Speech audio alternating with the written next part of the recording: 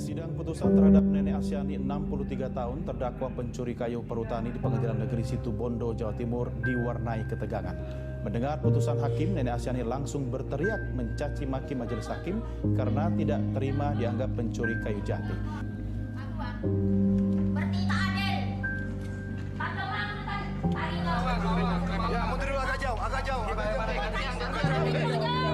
Menurut seorang nenek berusia 92 tahun, Saulina Sitorus, dijatuhi hukuman penjara 1 bulan 14 hari di Pengadilan Negeri Balige, Kabupaten Toba Samosir, Sumatera Utara.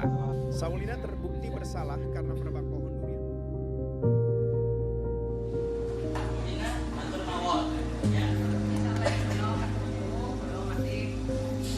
Dahulu ada koran juga memuat di meja hijau kan, ambil 3 biji kakao senilai 2.100. Ini Ibu jasa penuntut dengan tetap pada permohonannya, pembelaannya. Oke. Ya.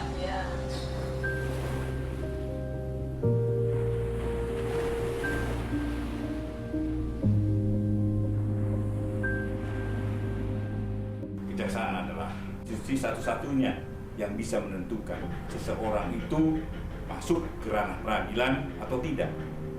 Dan itu tidak dipunyai oleh institusi lain. Kita tahu bahwa kita, kejaksaan, mempunyai sentral di dalam penanganan suatu perkara. Perbuatan melawan hukum kita perbaiki dengan menggunakan kesadaran, keinsapan sebagai landasan untuk memperbaiki dan memulihkan kehidupan masyarakat kembali pada situasi yang ideal.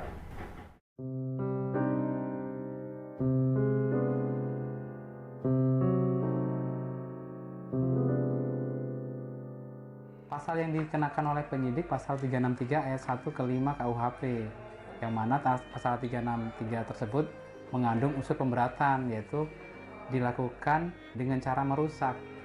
Kemudian kita lakukan P19, kita kasih tahu di mana merusaknya gitu. Karena kategori merusak itu adalah yang rusak tidak bisa diperbaiki lagi.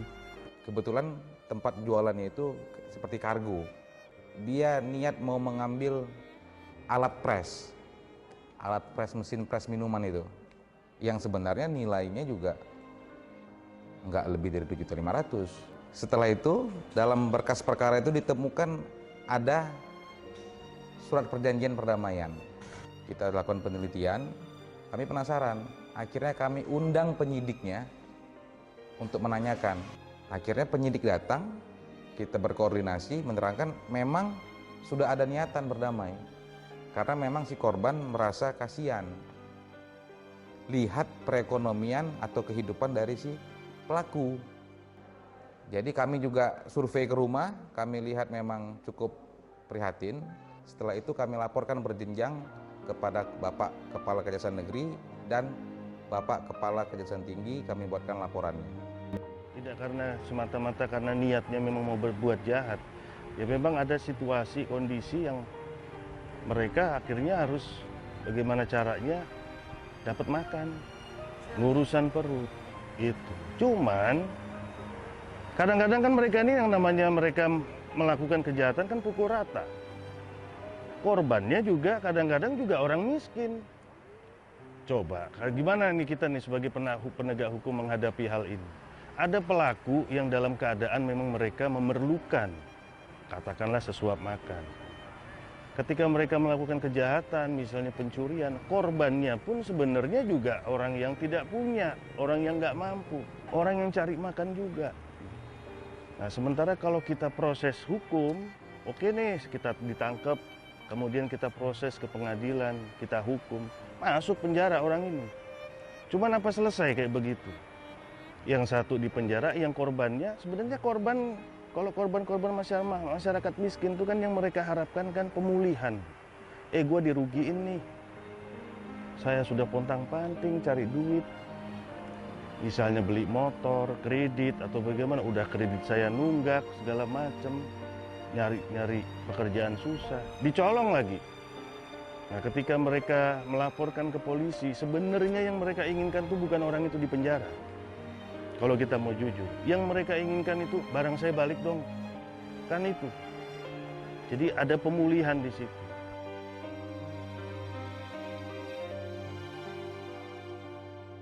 Datangi keluarga Intan saya ke arah Pracak, jauh kan Cici ke arah Lampung, dia ke arah Pracak, saya pergi ke sana.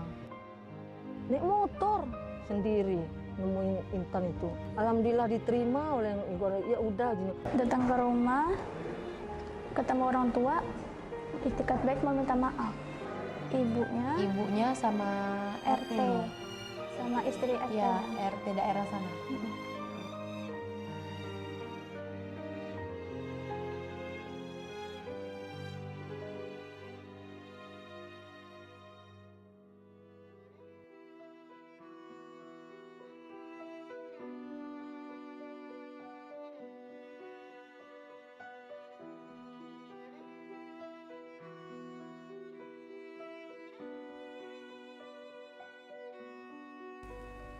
Jadi di masyarakat itu, ketika terjadi masalah, menimbulkan ketidakseimbangan.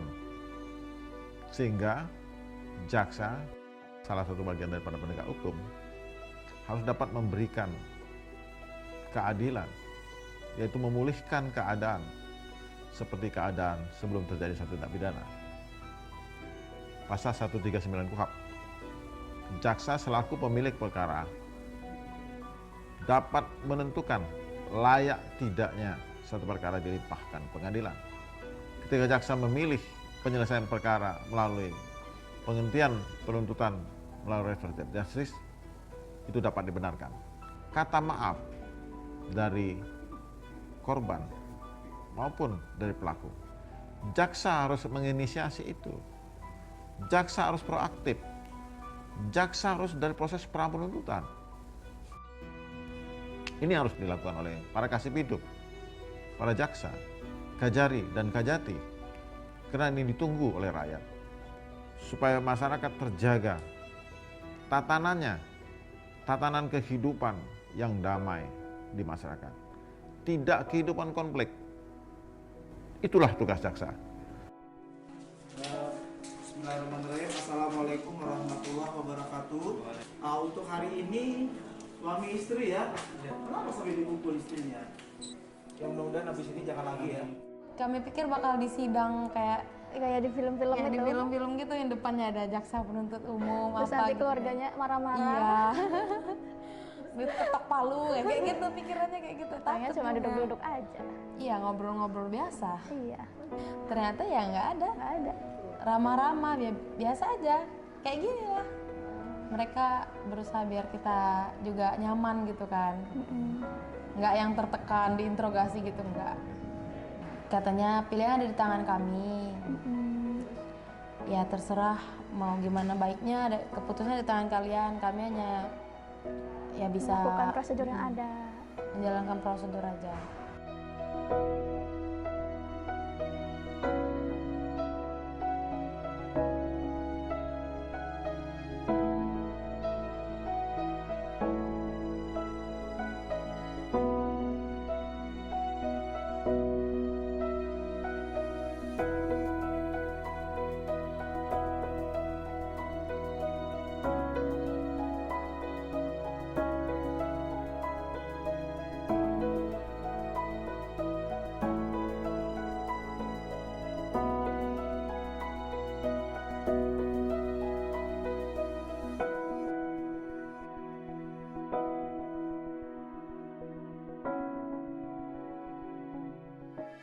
Penyelesaian super perkara tindak pidana melalui keadilan restoratif adalah penyelesaian perkara yang mendepankan serta menekankan pemulihan kembali pada keadaan semula. Keseimbangan, perlindungan, dan kepentingan korban dan pelaku. Itu pelaku tindak pidana mestinya. Ya, oleh karena itu, keadilan restoratif merupakan suatu kebutuhan hukum di masyarakat dan sebuah mekanisme yang dibangun dalam melaksanakan kewenangan penuntutan dan pembaharuan sistem peradilan pidana. Dan kita harap bagi seluruh jaksa harus terus bergerak dan berkarya serta mampu memprestasikan rasa keadilan yang hidup di masyarakat. Harapan ke depan, tidak ada lagi penegakan hukum yang justru mengusik rasa keadilan yang hidup di masyarakat. Dan selalu saya katakan pada teman-teman di dalam penuntutan, keadilan itu tidak ada di dalam KUHP, tidak ada di dalam KUHP. Keadilan itu adalah ada di dalam kehidupan masyarakat yang berkembang di situ. Dan penuntutan kalian harus berdasarkan pada hati nurani kalian. Saya tidak ingin ada lagi orang-orang yang mengambil karet, mengambil kayu sebatang, kalian tuntut dengan pidana. Camkan itu.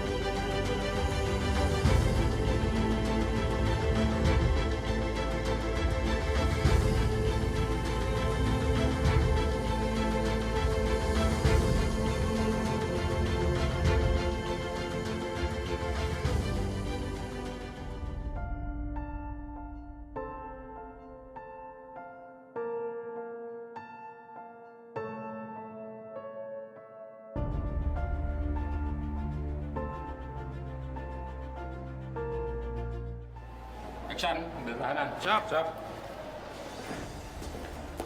Pak Reja. Iya, Pak.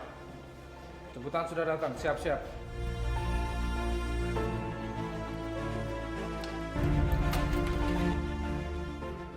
Dalam menjalankan tugas, godaan bisa hadir di mana saja, kapan saja. Izin pamit. Sama-sama.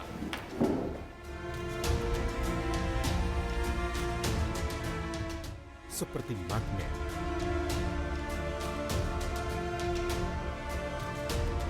Menarik dan memaksa.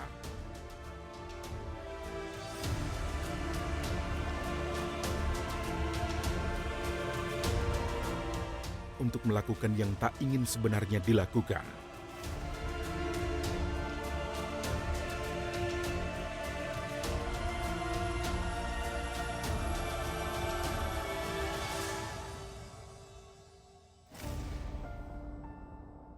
Aparat penegak hukum adalah sasaran empuk dunia godaan.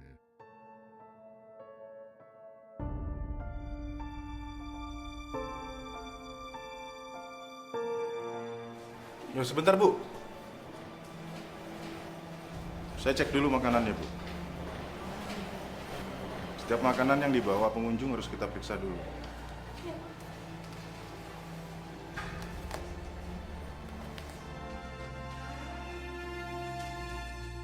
Penyimpangan, penyalahgunaan wewenang, perbuatan tercela,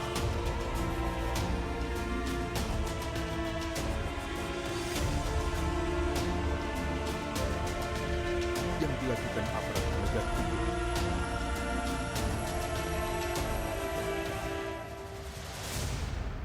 bisa saja terjadi.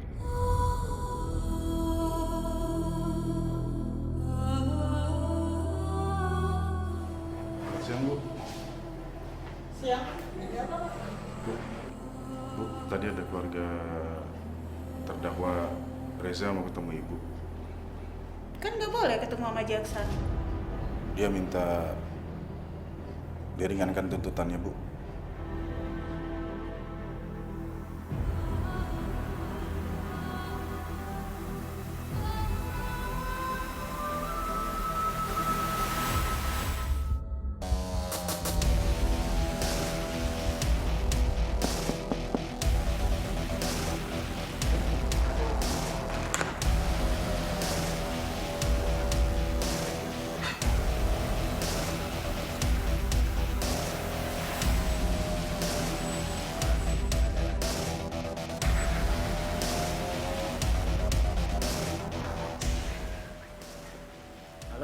satuan kerja bidang intelijen dan bidang pengawasan dalam rangka mencegah potensi pelanggaran oknum kejaksaan maupun dalam rangka menindak tegas setiap pelanggaran disiplin bersama memperkuat dan mempercepat kinerja dalam hal penyajian informasi, akurasi, dan kecepatan bertindak menyelesaikan setiap dugaan pelanggaran disiplin. Senapas dengan arahan Presiden Republik Indonesia pada pembukaan Rapat Kerja Kejaksaan Republik Indonesia tahun 2020 bahwa kejaksaan adalah wajah penegakan hukum Indonesia. Laporkan jika ada pegawai kejaksaan yang melakukan penyimpangan. Semua ada pada diri kita. Berubah bukan karena alasan yang dipaksakan. Berinovasi menjadi motivasi, bukan manipulasi. Dengarkan suara hati, bukan godaan negosiasi.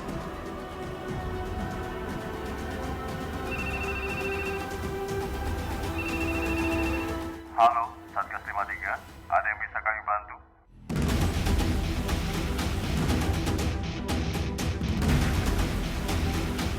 Satgas 53, cepat, tepat, tegas, menuju kejaksaan yang bersih.